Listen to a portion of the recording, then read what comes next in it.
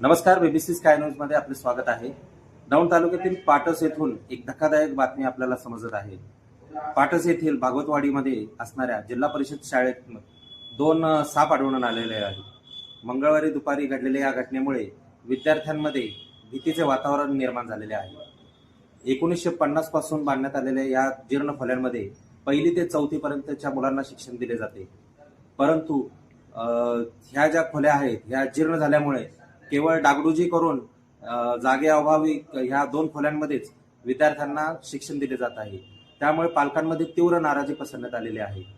सदर दोन्ही साप सर्पमित्रांच्या मदतीने पकडण्यात आलेले असून हे विद्यार्थ्यांना त्यावेळेस सुरक्षित स्थळी सुद्धा हलवण्यात आले होते, परंतु तरी सुद्धा सुरक्षिततेच्या दृष्टीने शाळेचा हा प्रश्न निर्माण झाल्यामुळे पालकांमध्ये चिंतेचे वातावरण निर्माण झाले आहे। त्यामुळे लवकरात लवकर ह्या शाळेची जी काही सुधारणा आहे ती करण्यात यावी आणि विद्यार्थ्यांना एक चांगल्या प्रकारचे शिक्षण देता यावे यासाठी प्रयत्न झाले पाहिजेत, अशी पालकांमधून मागणी होत आहे। बीबीसी स्काय न्यूज मराठीसाठी मिलिंद शेंडगे, दौंड।